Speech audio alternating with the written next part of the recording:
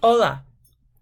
Today, we're going to learn a little bit about pronombres de objeto directo, otherwise known as direct object pronouns, and abbreviated, at least in this class, as DOPs, what they are, and a little bit about how to start using them in Spanish. You need to be aware that this is a presentation that you definitely need to listen to because you are going to have to do some activities and some thinking on the paper by yourself. There are definitely times when I'm going to pause and ask you to have me check work quickly to make sure that you're on the right track as we go through this. And it's really important that you stop, pause, and think to complete activities and have me check them over quickly before moving ahead to make sure that you're on the right track from the get-go. Okay, so let's get started. Oops, sorry about that. To begin with, the first thing you need to know is ¿qué es un objeto directo, or what is a direct object to begin with? Now, we have direct objects in English as well as in Spanish. It's just that we don't often have to think about using them, especially if English is our first language. The direct object in general of a sentence is the person or thing that directly receives the action of the verb. You need to be aware that the direct object can never be the person who does the action. It's the person who directly receives the action, or the thing that directly receives the action. So in this unit specifically, we'll be talking a lot about different pieces of technology like el móvil, la aplicación, el aviso, el mensaje, la llamada, and things along those lines as our direct objects, or DOs. When you're learning how to use direct object pronouns, the first thing that you're going to have to do is find the direct object, or DO, in a sentence. And in order to do that, you need to ask yourself, ¿qué o quién, in other words, what or who, receives the action in the sentence? We're going to be getting a bit into that in just a moment.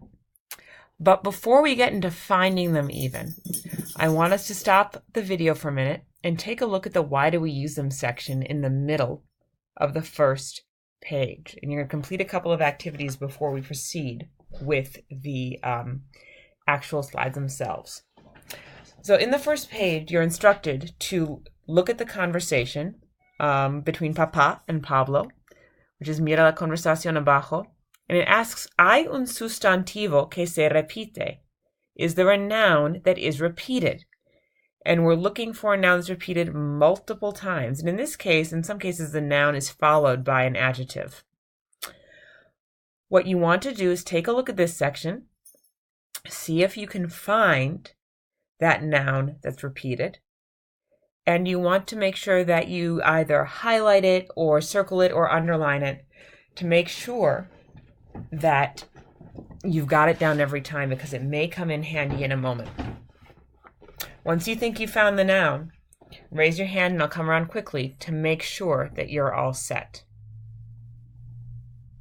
Once I've checked your work, make sure that you continue on.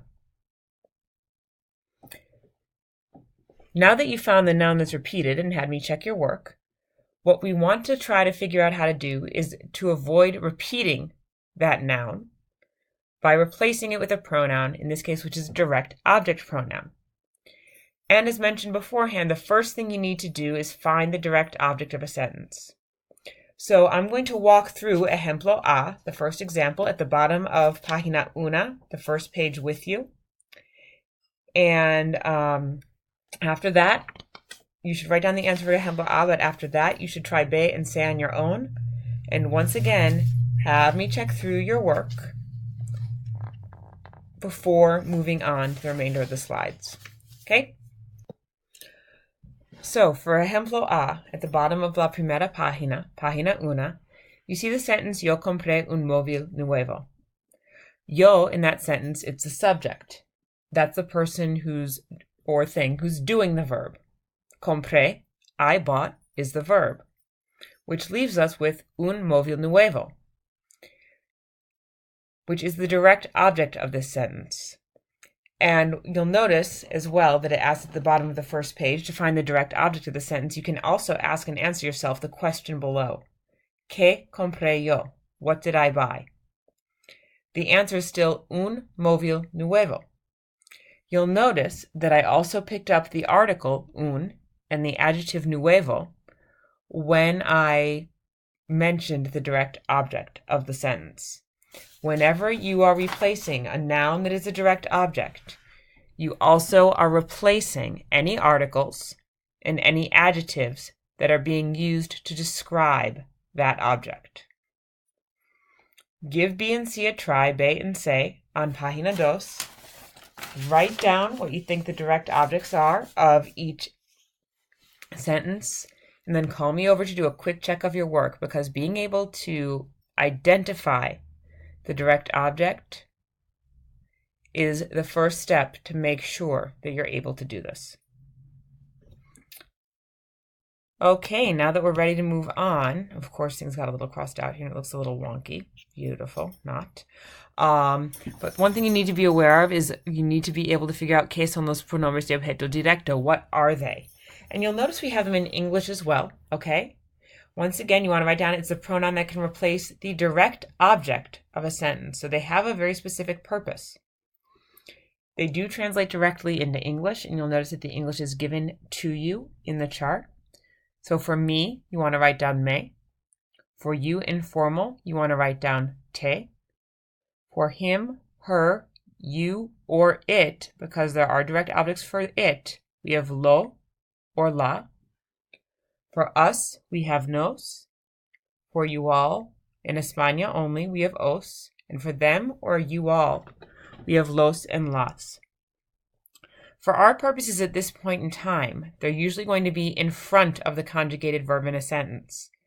However, I am aware that there are some of you who may have learned to use them in other ways, so if you know how to do something else with them, please let me know. Feel free to check with me that you're doing it appropriately, and you're all set.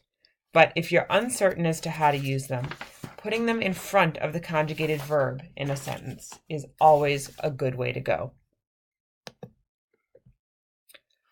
Before you move on to the actividades on página 3, you need to also be aware of how to use these. And these are a few steps potentially to give you to get you used to finding them, figuring out what they are, and being able to replace them and rewrite a sentence. Be aware that you need to be able to figure out who or what receives the action of a sentence, not who is doing the verb, but who or what is receiving the action. It's strongly advised, especially if you're a really visual learner, that you circle, underline, or highlight the direct object in the original sentence to help you figure out what it is and to help you remember quickly when you are rewriting the sentence so you don't have to go back and double check multiple times.